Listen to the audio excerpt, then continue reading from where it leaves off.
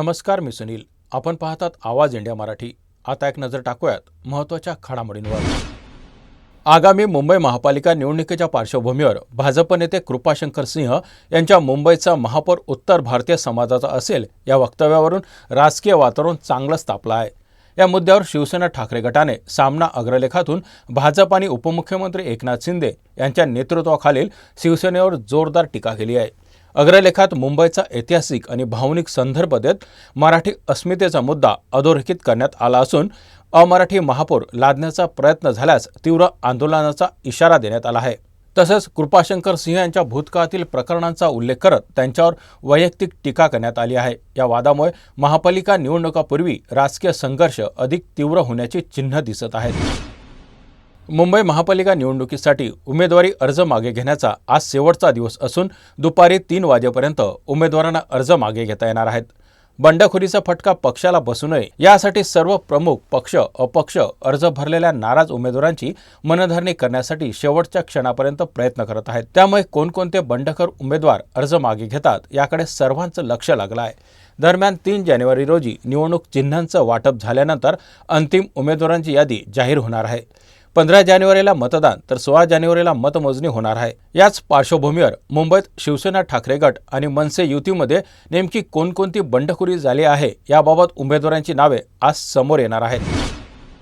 जागा वाटपानंतर निर्माण झालेल्या नाराजी आणि बंडखोरीमुळे पक्ष नेतृत्वाकडून समजूत काढण्याचे प्रयत्न सुरू आहेत. अर्ज मागे घेण्याच्या अंतिम मुदतीपूर्वी उपमुख्यमंत्री एकनाथ शिंदे यांच्या निवासस्थानी मध्यरात्रीपर्यंत मॅरेथॉन बैठक पार पडली. या बैठकीत 90% अधिक अपक्ष उमेदवारांशी चर्चा झाली असून अनेक जण अर्ज मागे घेण्यास तयार असल्याची माहिती दिली आहे. केडीएमसीमध्ये शिवसेनेचे 4 उमेदवार बिनविरोध निवडून आले असून भाजपा शिवसेना युतीने एकूण 9 जागांवर आघाडी घेतली आहे. दरम्यान बंडखोर उमेदवार प्रमोद गोगावले यांनीही चर्चेनंतर उमेदवारी अर्ज मागे घेण्याची शक्यता आहे. आज अर्ज माघारी घेण्याचा शेवटचा दिवस असल्यानं राज्यातील सर्व महापालिका निवडणुकांसाठी आजचा दिवस निर्णायक ठरणार आहे. कल्याण डोंबिवली महानगरपालिकेत भाजपा शिवसेना शिंदे गट महायुतीने मतदानापूर्वीच मोठी आघाडी घेतली आहे. केडीएमसीमध्ये एकूण 122 जागांपैकी भाजपचे 5 आणि शिवसेनेचे 4 असे एकूण 9 उमेदवार बिनविरोध निवडून आले आहेत. भाजपकडून रेखा चौधरी, असावरी नवरे, रंजना पेनकर, मंदा पाटील आणि ज्योती पवन पाटील या उमेदवारांची बिनविरोध निवड झाली आहे.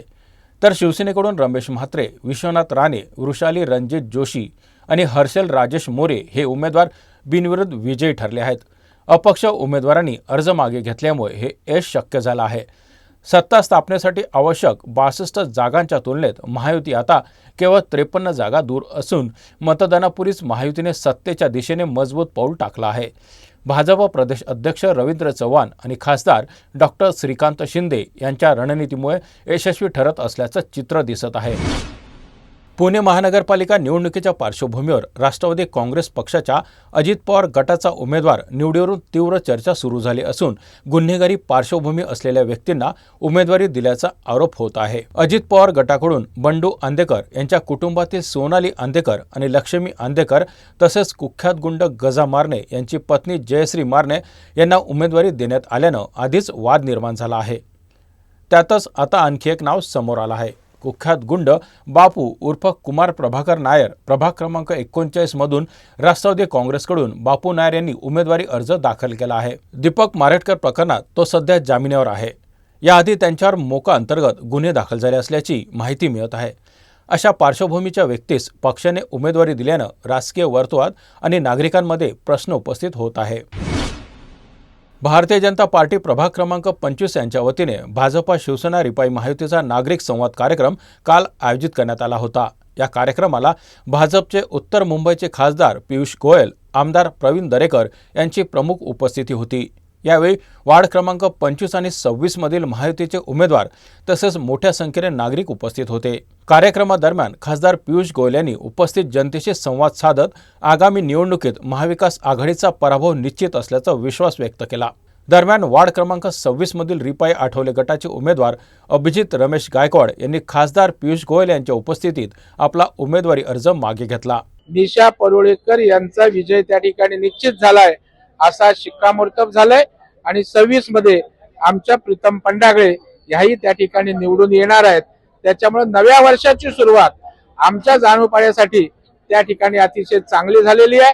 ठाकूर विलेजसाठी चांगली झालेली आहे आणि आम्हाला पूर्ण विश्वास आहे की निशाताई या विभागाचा चेहरा मोहरा बदलतील आणि इथल्या कष्टकऱ्यांना न्याय देतील. महाराष्ट्र के मुख्यमंत्री देवेंद्र फडणवीस और उप मुख्यमंत्री एकनाथराव शिंदे केंद्र में मंत्री रामदास आठवले जी के साथ है और भारी विजय से मुंबई महानगर कॉरपोरेशन बीएमसी में महायुति की विजय होगी और मुंबई में एक अच्छा ईमानदार विकास से प्रेरित शासन आएगा. माझे वडील श्री रमेश गायकवाड हे रिपब्लिकन पक्षाचे एकनिष्ठ आणि निष्ठावान आणि ज्येष्ठ कार्यकर्ते आहेत.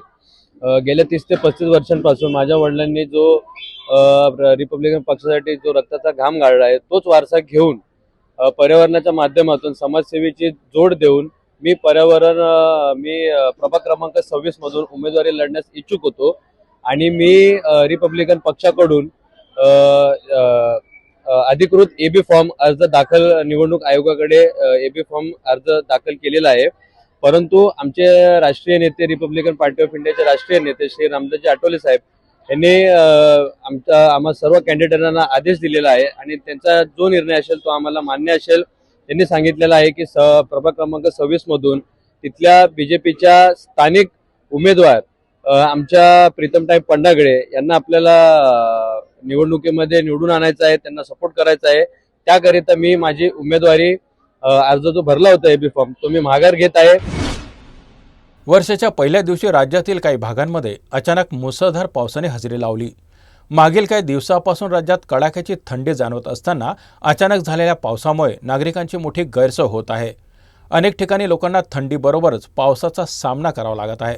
दरम्यान देशातील विविध भागांमध्ये अजूनही पावसाची स्थिती कायम असून राज्यातील काही भागांमध्ये ढगाळ वातावरण पाहायला मिळत आहे. विशेष म्हणजे जानेवारी महिन्यातही जोरदार पाऊस पडत असल्यानं हवामानात लक्षणीय बदल झाल्याचं चित्र दिसत आहे. भारतीय हवामान विभागाकडून पुढील काही दिवस राज्यात पावसाची शक्यता वर्तवण्यात आली आहे. श्री तुळजाभवानी मंदिरात शांकभरी नवरात्र उत्सवाच्या निमित्तानं तुळजाभवानी मातेला भवानी तलवार अलंकार महापूजा संपन्न झाली. शांकभरी नवरात्र महोत्सवाच्या 5व्या माळ्याला ही महापूजा विशेष विधीपूर्वक आयोजित करण्यात आली होती.